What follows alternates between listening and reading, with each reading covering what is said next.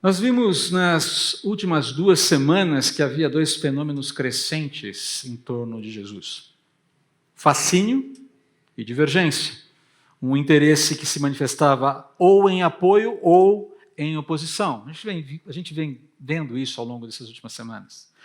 Com o tempo, esses 2 grupos vão se desenhando, eles vão crescendo, eles vão tomando formas cada vez mais distintas. De um lado, os de dentro, os insiders. Do outro lado, os de fora, os outsiders. A gente tem usado esses termos aqui para nos referirmos às pessoas que andavam com Jesus, seguiam Jesus, estavam interessadas por Jesus, e a turma que começa a olhar para esse sujeito, desculpe aqui o sujeito, entre aspas, cada vez com mais desconfiança e inquietação. Quando nós chegamos, então, no capítulo 4, voltando aqui, essa distinção vai ficar ainda mais evidente, ainda mais marcada, por assim dizer. E assim começa o capítulo 4.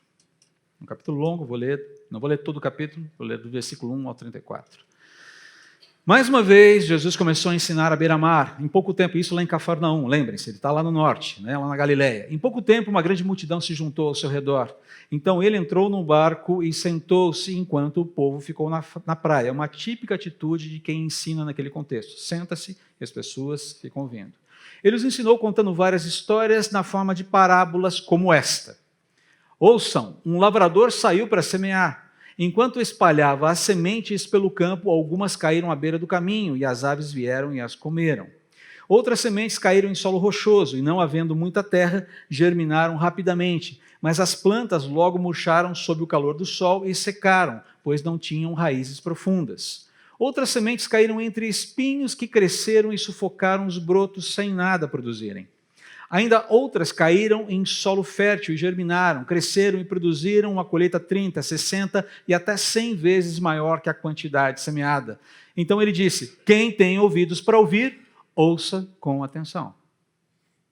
Mais tarde, quando Jesus estava sozinho com os 12 e os outros que estavam reunidos ao seu redor, perguntaram-lhe qual era o significado das parábolas.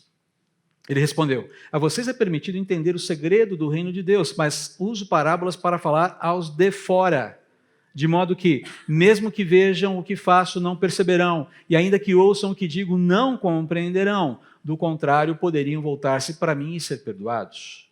Então Jesus lhes disse: se vocês não entendem o significado desta parábola, como entenderão as demais? O lavrador lança sementes ao anunciar a mensagem. As sementes que caíram à beira do caminho representam os que ouvem a mensagem, mas Satanás logo vem e a toma deles. As que caíram no solo rochoso representam aqueles que ouvem a mensagem e sem demora a recebem com alegria. Contudo, uma vez que não têm raízes profundas, não duram muito. Assim que enfrentam problemas ou são perseguidos por causa da mensagem, cedo desanimam. As que caíram entre espinhos representam outros que ouvem a mensagem, mas logo ela é sufocada pelas preocupações desta vida, pela sedução da riqueza e pelo desejo por outras coisas, não produzindo fruto. E as que caíram em solo fértil representam os que ouvem e aceitam a mensagem e produzem uma colheita 30, 60 e até 100 vezes maior que a quantidade semeada. Em seguida, Jesus lhes perguntou: alguém acenderia uma lâmpada e a colocaria sob um cesto ou uma cama? Claro que não. A lâmpada é colocada num pedestal de onde sua luz brilhará. Da mesma forma, tudo o que está escondido será revelado, e tudo o que está oculto virá à luz. Quem tem ouvidos para ouvir, ouça com atenção. Então acrescentou: prestem muita atenção ao que vão ouvir. Com o mesmo padrão da medida que adotarem, vocês serão medidos, e mais ainda lhes será acrescentado.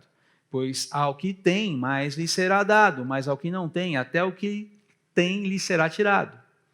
Jesus disse ainda: o reino de Deus é como um lavrador que lança sementes sobre a terra. Noite e dia, se esteja ele dormindo ou acordado, as sementes germinam e crescem, mas ele não sabe como isso acontece.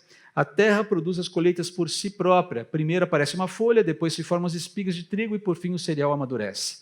E assim que o cereal está maduro, o lavrador vem e corta com a foice, pois chegou o tempo da colheita. Jesus disse ainda: como posso descrever o reino de Deus? Que comparação devo usar para ilustrá-lo? É como uma semente de mostarda plantada na terra. É a menor das sementes, mas se torna a maior das hortaliças, com ramos tão grandes que as aves fazem ninhos à sua sombra. Jesus usou muitas histórias e ilustrações semelhantes para ensinar o povo, conforme tinham condições de entender. Na verdade, usava parábolas para ensinar em público. Depois, quando estava sozinho com seus discípulos, explicava tudo para eles. Preste atenção a esse monólogo do início do filme Golpe Perfeito. É o início do filme. Meu nome é Dalton Russell. Preste muita atenção ao que digo, porque escolho bem as minhas palavras e nunca me repito. Já disse meu nome. Trata-se de quem? O onde poderia ser mais prontamente descrito como uma cela de prisão. Mas há uma grande diferença entre estar confinado em uma pequena cela e estar na prisão. O que é fácil? Recentemente planejei e coloquei em ação eventos para executar o assalto perfeito. Isso também se refere ao quando. Quanto ao porquê, é extremamente simples. Porque eu posso. O que nos deixa apenas com o como. E é aí, como nos diria o bardo, que reside o problema. E aí, como diria o bardo, que reside o problema. E quando ele está falando do bardo, ele está se referindo a Shakespeare. E há uma referência numa peça, da peça Hamlet aqui. Essa ideia do é aí que reside o problema. Aí você olha para essa cena, você olha para esse sujeito e fala, ok, tá bom, eu não entendi muita coisa, não sei o nome dele e o que ele pretende executar um assalto. Vai ter um roubo aí, é basicamente isso, tá bom? Mas se você prestou um pouquinho mais de atenção, um pouquinho só mais de atenção, esse personagem já te fisgou com 2 enigmas, com 2 mistérios que aguçaram a sua curiosidade. Como é que ele pretende fazer isso? É o começo do filme, você não sabe de nada ainda. Como é que ele pretende fazer? Mas tem uma segunda pergunta. Por quê? Ele já falou, porque ele pode, mas aí é que está. Por que ele pode? E no que consiste esse porquê eu posso? Você não ficou intrigado com isso? Primeira vez que eu... Volta. Não, a primeira vez eu assisti no cinema, não dava para voltar. Né? Eu falei, cara, eu preciso passar por esse diálogo de novo, porque ele é chave para entender a história. Isso se chama hook, anzol, gancho. A ideia de capturar a atenção de alguém movido por uma determinada intenção, visando informar algo importante, sem dar todos os detalhes de uma única vez. Você fisga a pessoa. A música usa muito isso. Hooks. Tem aquelas linhas que ficam... Sabe aquela parte da música que você fica cantarolando sem parar? Você lembra? Sabe? Está pensando nela agora, não está? Você pensa. Aquela semana em que eu apresentei a música do... Não é musiquinha, como já me corrigiram, a música do Louis Armstrong. Né? We have all the time in the world. Tinha uma linha que eu ficava repetindo o tempo todo. A Helene um dia disse para mim, dá para parar, por favor? Que eu não aguento mais ouvir Louis Armstrong sempre na mesma faixa. É disco riscado, sabe disco riscado? Hook. Bons músicos sabem como construir hooks nas suas músicas para que elas entrem na mente da pessoa e capturem. Ela entra e fica. Sempre tem um hook à disposição aí. Jesus fazia isso usando parábolas.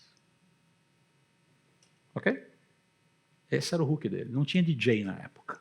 Tinha música, não tinha DJ.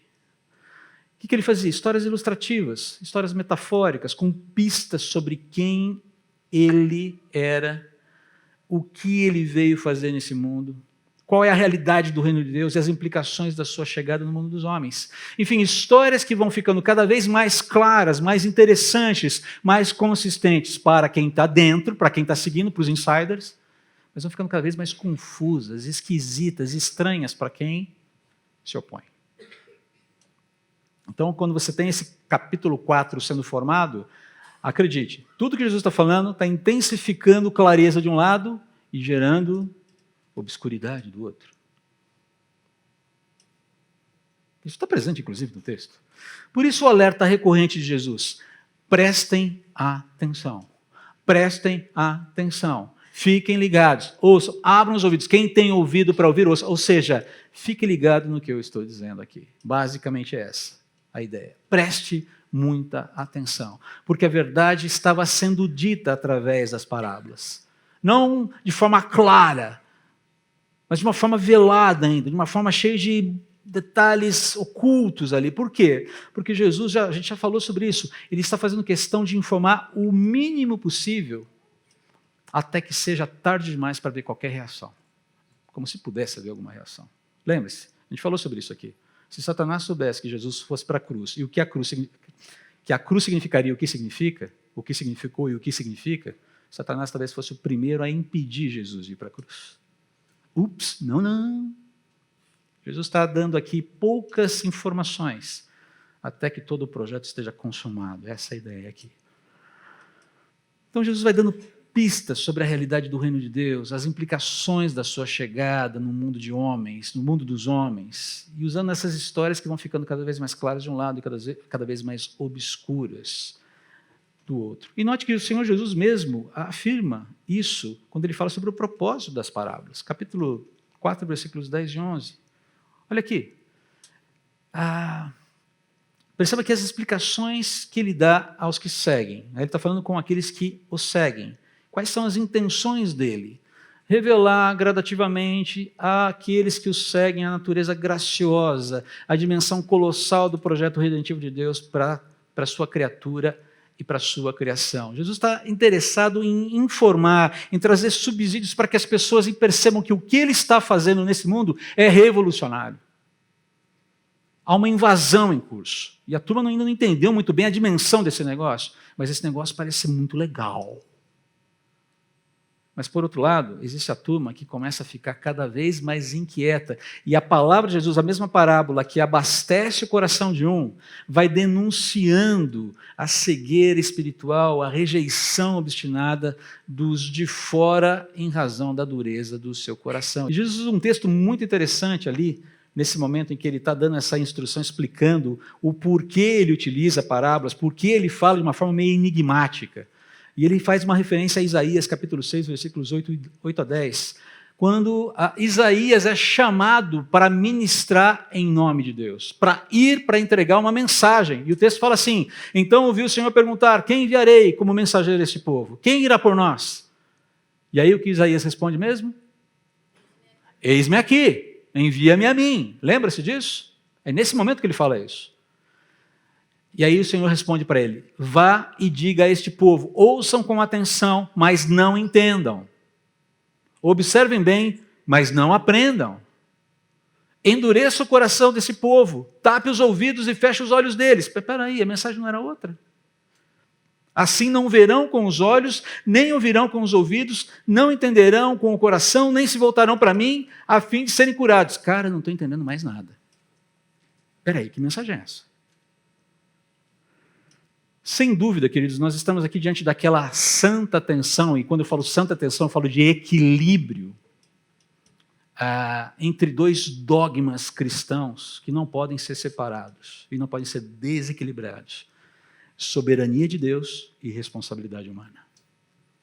A Bíblia, a palavra de Deus, afirma as duas realidades, são dogmas da vida cristã. E esse é um equilíbrio que a boa teologia não desequilibra, porque se fizer isso, você vai cair de um lado para um determinismo, para um fatalismo, para uma apatia e orgulho, e se não, e do outro lado você vai cair para o emocionalismo, para o egoísmo, ativismo e orgulho. E eu não vou fazer nenhum link de movimento, de posição teológica com cada um desses lados, porque senão vai dar BOzinho aqui. Mas percebam o seguinte: se você desequilibra o equilíbrio desses dois dogmas, você gera, de um lado, determinismo. Se Deus quiser, vai ser salvo. Se não quiser, não vai ser salvo. Acabou o fim de papo. Então, não preciso me preocupar. Eu lembro de alguém que chegou para mim uma vez e falou assim, estava tendo uma vida absolutamente errática, uma vida ruim, se dizendo cristão. Eu falei, cara, o testemunho está ruim. Pô, o que está acontecendo? Que vida é essa que você está levando e tal? André, você tem que entender o seguinte: eu já sou salvo, entendeu? Então eu vou viver a vida do jeito que eu bem entender. Eu vou para o céu mesmo. Esse é o determinista. O fatalista diz: se Deus quiser, vai ser salvo. Se não quiser, não vai ser salvo. Não precisa evangelizar. Certo? Por que eu preciso evangelizar? É Deus quem decide. Estou nem aí. Não preciso me preocupar com isso. Apatia. Esse é um lado. O outro lado, emocionalismo. Eu preciso me extravasar, eu preciso ter experiências com Deus, eu preciso me apegar mais a Deus, porque se eu não garantir pelo meu proceder religioso que Deus vai me assistir, que Deus vai me acolher e que eu vou ser abençoado, eu estou na roça, eu preciso fazer a minha parte. Defina o que você quer dizer com fazer a minha parte. Ativismo religioso vem muitas vezes disso. Mas os dois lados estão maculados por uma coisa chamada orgulho, porque não olham para a graça de Deus, não estão dependentes da graça de Deus. A boa teologia não pende nem para um lado nem para o outro. Essas coisas estão em equilíbrio. Deus é soberano, sim, e você tem responsabilidade. Um exemplo disso, a gente não vai falar nesse assunto agora, mas se você quiser, leia lá a história de Faraó, Deus comissionando Moisés, falando, volta para o Egito, e vai lá e fala para Faraó, eu vou endurecer o coração dele. Como é que é? Eu vou endurecer o coração dele. Quem é o responsável? Deus. Não é tão simples assim. Depois, se você quiser conversar mais sobre isso, venha, me procure, a gente senta para conversar. Essa tensão existe, a gente tem que lidar com ela. Né? Então, agora, note, por que Jesus menciona esse texto? Porque da mesma forma que Isaías foi enviado para proclamar a palavra de Deus a um povo que não queria escutá-la, Jesus está enfrentando a mesma situação. Verdade, cumprimento profético, e ao mesmo tempo falou, a situação aqui é a mesma. Grande parte das multidões, dos discípulos que seguiam a Jesus, no fim, grande parte vai se escandalizar com Jesus, vai fechar o coração para ele e vai deixá-lo. Se você olhar lá em João capítulo 6, a partir do versículo 60, logo depois da primeira multiplicação dos pães, uma coisa muito interessante acontece ali. Jesus começa a falar de um jeito meio estranho, falou, olha, vocês vão ter que comer esse pão, vocês vão ter que comer da minha carne, beber do meu sangue. A turma começa a falar, que papo mais esquisito é isso aí, Senhor. E muitos discípulos o deixam, o rejeitam e o deixam, naquela ocasião, depois da primeira multiplicação dos pães. Jesus tinha mais do que 12 discípulos, você sabe disso. Esse grupo de 12 eram comissionados para fazer o trabalho de evangelismo, de pregação, mas ele tinha um grupo de seguidores muito grande. Muita gente vaza ali. Paulo mesmo fala sobre essa situação, essa questão da tensão, né, da soberania de Deus e da responsabilidade humana. Lá em 2 Coríntios, capítulo 4, versículos 3 e 4, ele diz assim, se as boas novas que anunciamos estão encobertas atrás de um véu, é apenas para aqueles que estão perecendo. O Deus deste mundo, Satanás, cegou a mente dos que não creem, para que não consigam ver a luz das boas novas, não entendendo essa mensagem a respeito da glória de Cristo, que é a imagem de Deus. Então a culpa é de Satanás também, mas não só. Também, mas não só. No final das contas, eu sou responsável pelas escolhas do meu coração. Então o ensino de Jesus, por meio das parábolas, está explicando essa realidade. Isso que a gente sintetizou aqui está sendo explicado nas parábolas. E aí a gente começa a chegar na...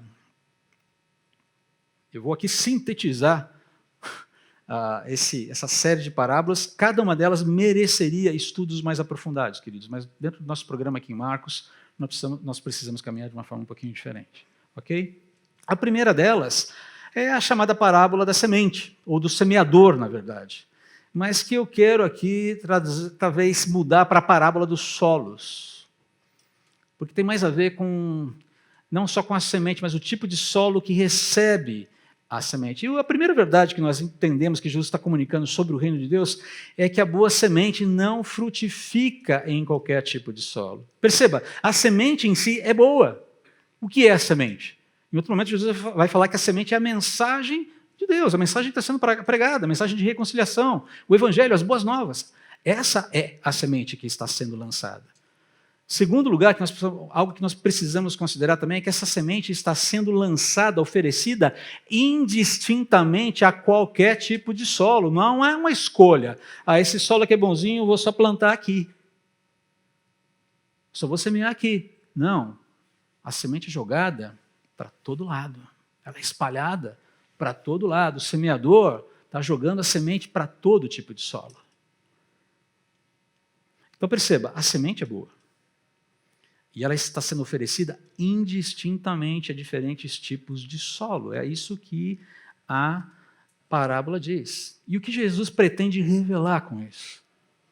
Que apesar da mensagem de Deus, a mensagem de reconciliação de Deus ser, e aí vem um monte de advérbios, aguenta aí, tá? Ser oferecida soberanamente, amorosamente, graciosamente, misericordiosamente, favoravelmente, insistentemente, indistintamente, a toda a realidade humana, ela vai reverberar numa proporção muito menor do que a semeadura. Entendeu o ponto? A semeadura é grande. Mas a reverberação dessa semeadura é menor. E não porque Deus não seja poderoso, e não porque a semente não seja boa, mas porque os solos não querem. Não é toda semente que vai germinar, não é toda semente que vai frutificar. Por quê? Por causa dos solos. E aqui é uma analogia muito simples, muito bonita, com o próprio coração, com a própria vida humana, com a própria disposição do ser humano. Haverá o solo do coração endurecido, aquele à beira do caminho, duro, impenetrável, já passou por um caminho, uma trilha de terra batida? Nem grama consegue sobreviver ali. Por quê? Porque o solo está compactado de tal forma, está endurecido de tal maneira, que não adianta você fazer nada ali. Ah, mas o Senhor Jesus pode quebrar os corações. Ele pode, queridos, mas ele está falando que existe esse tipo de coração que não vai receber. Tão logo a semente bate ali, é aquele coração refratário à palavra, onde Satanás facilmente rouba a palavra bate e volta. Existe essa situação, porque o coração está fechado. É uma realidade, é o Senhor Jesus quem está dizendo, não sou eu. E ele está lidando com esse tipo de coração ali, ele mesmo, Deus, Verbo encarnado, falando para as multidões, e há o coração do solo endurecido ali. O próprio Senhor Jesus, o próprio Deus presente nesse mundo. Mas haverá também o coração volúvel. Aquele solo rochoso que ele fala é um solo que tem uma camada pequena de terra, então a semente ela não chega, ela não se aprofunda, e ela não se desenvolve, ela não dá o tempo de maturação completa, ela não cria raízes, então ela brota muito rápido, e quando ela brota muito rápido, o que acontece? Ela nasce exuberantemente, e daqui a pouco sem raízes, sem nutrientes, sem umidade, o sol vem, castiga, e ela morre. É aquela pessoa que se entusiasma com a mesma rapidez e facilidade com que se escandaliza e se decepciona. Conheceu gente assim já? Uau, Jesus na veia! Uhul! Sabe aquela coisa, aquela exuberância diante de Jesus. Pula, alegre, não precisa pular, mas sabe aquela vida exuberante e tal, e daqui a pouco está lá, né? Sabe, o que aconteceu com o fulano? Sabe, o que aconteceu? Perdeu o emprego, a vida financeira está difícil, descobriu que está com uma doença complicada, percebeu que ser cristão é carregar cruz, começou a ficar um pouquinho cansado dessa história e picou a mula. Achou que Jesus era só uma realidade festiva. Vai ser uma realidade festiva, assim, por toda a eternidade, mas até lá há uma cruz para carregar. Mas é uma cruz mais leve. Existe a pessoa com um coração materialista pragmático. É o solo cercado de espinhos, onde a mensagem é sufocada. Por que sufocada? Porque as prioridades desse coração, os interesses desse coração, são basicamente terrenos e imediatos, aqui e agora. É o que eu vou construir, é o que eu vou possuir, é aquilo que eu posso. Ou seja, a vida da pessoa se resume ao aqui, ao agora. Seja esse aqui e agora hoje, daqui 1 mês, daqui 1 ano, daqui 10 anos. É a pessoa que programa a vida para acontecer durante a existência dela nesse mundo. E quando você morrer? Estou nem aí. Está cheio de gente assim por aí. Alguns anos atrás, uma campanha que começou na Inglaterra, se não me engano, capitaneada por Richard Dawkins, colocou uma série de letterings em ônibus, em cartazes, em lugares assim, olha, provavelmente não existe Deus, então pare de se preocupar e vai viver a vida. O único problema era esse advérbio miserável, provavelmente. Uma vez um jornalista perguntou para Dawkins, coloca uma porcentagem na possibilidade, na probabilidade de Deus não existir. 99,99%. Ele falou assim, de onde vem a estatística? De onde você tirou esses números? Quais são os cálculos que você fez cientificamente para chegar nesse valor? Aí ele começou a se embananar, começou a ficar irritado. Ele falou, bom, diante da sua resposta, por que não 74%? Por que não 32%? Por que não 0%? Dá na mesma. Como diz um amigo nosso, as pessoas gostam de puxar números estatísticos assim, como se fossem fruto de grande ciência e erudição. E, na verdade, a maior parte dos números que se joga por aí, e a gente tem visto isso de maneira farta nesse país, né? As estatísticas que jogou uma estatística e fala, e mostra a fonte. E dependendo da fonte, nem nela eu confio. Mas é o coração materialista pragmático, que quer se ver livre de Deus e quer viver a vida aqui agora e quer viver do seu jeito. Jesus fala, olha, esse coração, ele recebe, mas é logo sufocado, porque os interesses dele não dizem respeito à eternidade, não dizem respeito a Deus, ele não está nem aí para isso. Queridos, são todos exemplos de corações escravizados pelo secularismo. A moçada que foi na conferência aí do Instituto Alvo sobre secularismo, sabe do que eu estou falando? São corações escravizados pelo secularismo, pelo espírito da nossa época. Poderia entrar mais a fundo aqui, como eu disse, essa parábola merece uma série de mensagens, mas preciso correr aqui. Mas Jesus também fala sobre o solo fértil. Ele fala que existe um solo fértil. A semente semeada penetra fundo na terra, no coração, desenvolve-se até eclodir, crescer e frutificar. Frutifica 30, 60 e 100 por um. E o que é frutificar? Esse talvez seja um problema aqui para muitos cristãos. O que é frutificar? Gerar novos cristãos, novos filhos da fé? É isso que é frutificar? Não. Não. Até porque quem gera é o Espírito e não você. Certo? Não. O que é frutificar? Frutificar é a gente se submeter ao Espírito, ou através de um processo de submissão ao Espírito, permitir, abrir-nos para que Ele nos transforme dia a dia, até ficarmos parecidos com o filho mais velho, com o Senhor Jesus. Você pode olhar lá isso em Gálatas capítulo 5, que fala da frutificação no Espírito, os aspectos do fruto do Espírito. O que é frutificar na carne, o que é frutificar no Espírito. Está lá em Gálatas capítulo 5. E note que Jesus fala que a frutificação varia, o que pode indicar aqui diferentes graus de maturidade cristã, evidenciando diferentes graus de compromisso com o próprio discipulado. Tem gente que vai frutificar mais. Tem gente que vai frutificar menos. Isso vai variar também. É um outro assunto bastante interessante, mas eu preciso seguir em frente aqui. Isso nos leva à parábola da lâmpada. Esses assuntos estão todos interligados, por isso que a gente está fazendo uma sequência só. Perceba que, por mais esquisito que possa ser a frase, a luz deve dar fruto. A luz deve frutificar. O impacto do que Deus tem nos revelado, o que nós temos aprendido sobre Ele, sobre o seu favor para conosco, sobre os seus planos eternos, deve ficar evidente, deve ficar visível na nossa vida e deve ser um conhecimento, um entendimento que nos transforma e nos movimenta a um testemunho que seja fiel. Essa é a ideia aqui.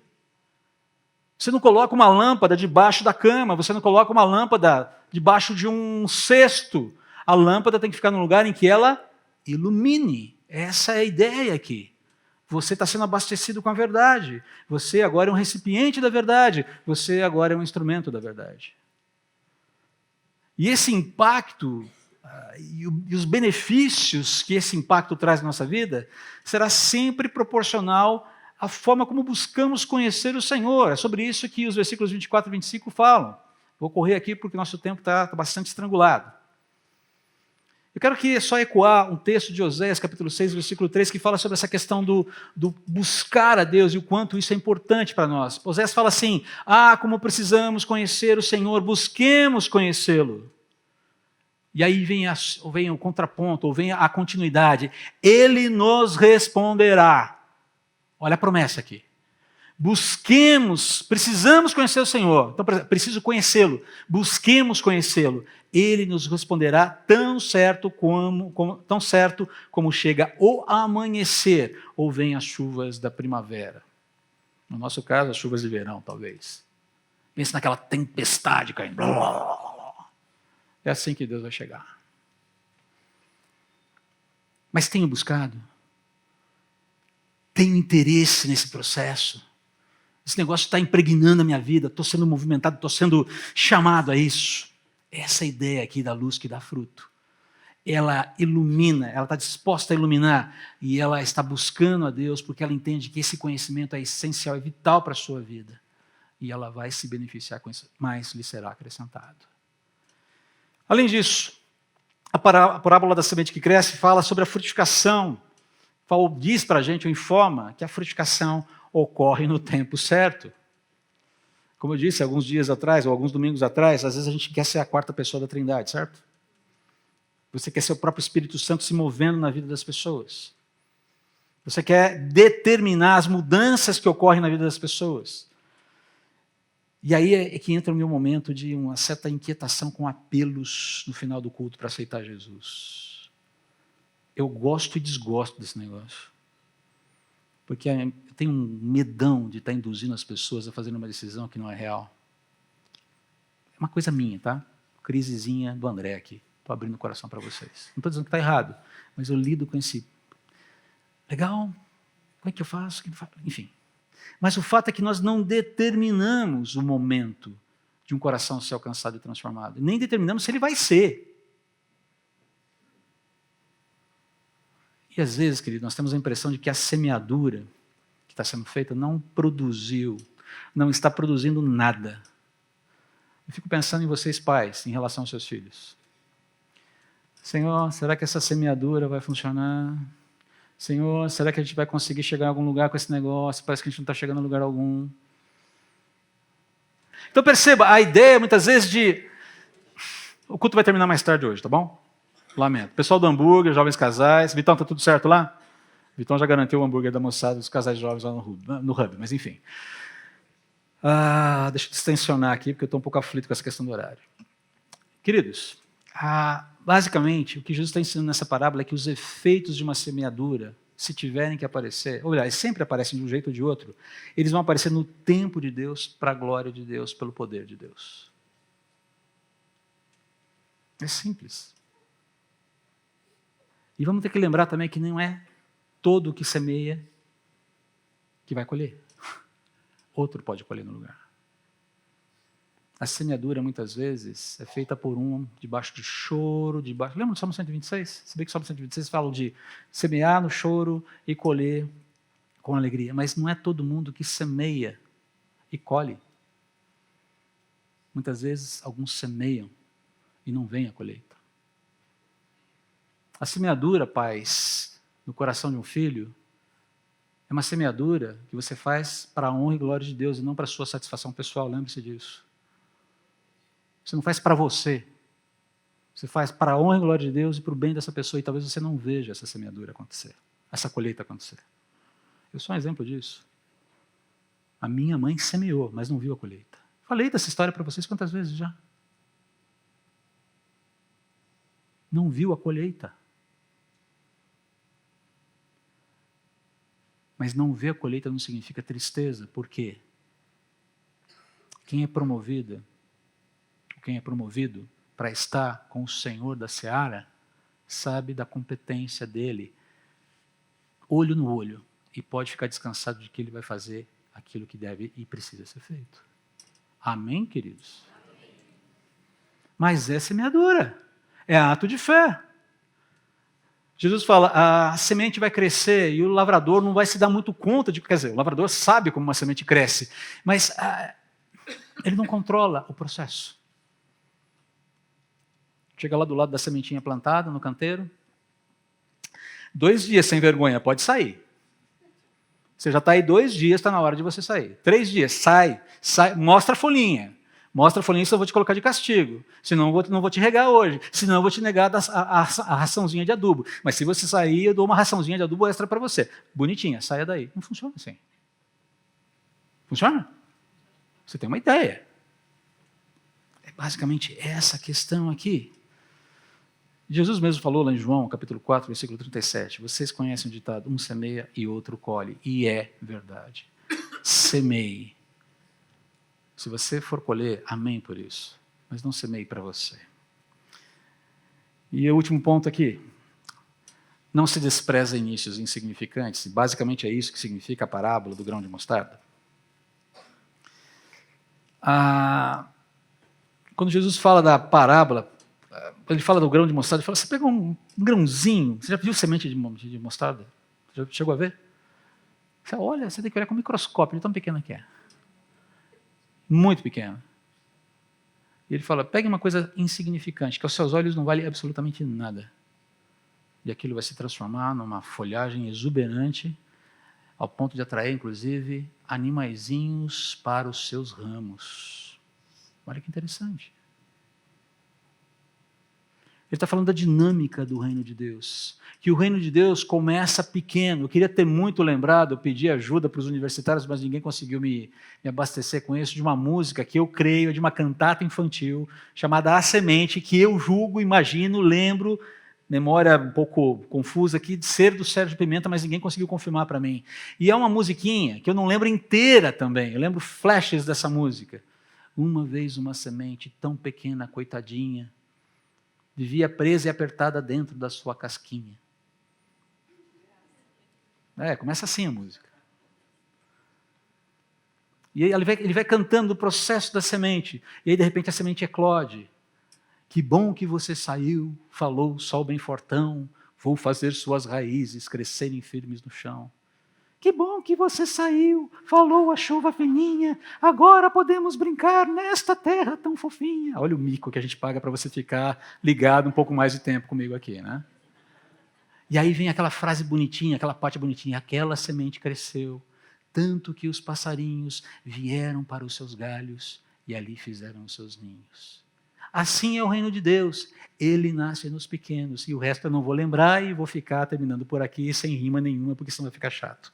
Mas ele vai falar justamente, ele vai trabalhar as parábolas de Jesus. Ele fala, o reino de Deus nasce pequeno. Começos insignificantes não podem ser desprezados. Um pequeno grupo que muitas vezes reúne 2, 3 pessoas. Uma mensagem para aquele sujeito que você acha que não vai dar em nada. Um testemunho que você deu meio que no contrapé para aquela pessoa que te abordou na rua pedindo uma esmola. Você não faz ideia do que vai acontecer na eternidade. Você não faz ideia dos desdobramentos do reino. Porque é o poder de Deus quem opera o crescimento desse negócio. E ele é sobrenatural, ele é poderoso, ele é grandioso, ele é tremendo. Não despreze. Mas isso aqui, que diferença vai fazer, né? Deus é especialista em fazer verões com uma andorinha só.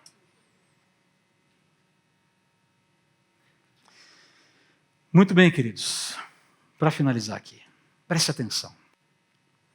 Semeie e descanse. Confiando no Senhor da seara, o resultado da semeadura. É Ele quem sabe o que vai acontecer. Busque conhecer o Senhor. Busque atender a essa necessidade, esse anseio do coração, porque Ele promete nos responder, Ele promete se apresentar, Ele promete que Ele pode ser conhecido através da palavra, tão certo como chega o amanhecer e as chuvas lá na primavera e aqui no verão. Semeie e descanse, confiando no Senhor da seara sobre o tempo certo para a colheita. Não é você quem determina o tempo. Primeiro, não é você, não sou eu quem determina se o solo vai acolher a semente e vai frutificar. E muito menos quando isso vai acontecer. Confie no Senhor. Faça a semeadura. E confie no grande Senhor da seara. E por fim, não despreze movimentos insignificantes. Deus é especialista em fazer verões com apenas uma andorinha, como eu disse. Muitas vezes, pequenos movimentos, pequenas ações de investimento no reino de Deus se transforma em coisas tremendas lá na frente. Muitas vezes sem a gente saber. O reino de Deus está cheio dessas histórias. O fato de nós estarmos aqui como igreja hoje,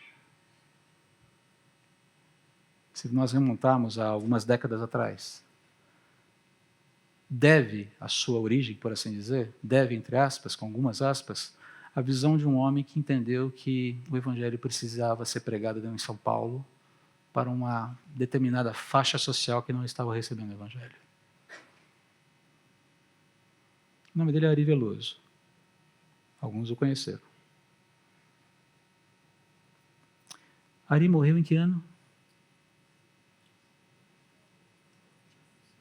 Eu não me lembro, mas a CB Moema já estava plantada quando ele morreu? Já.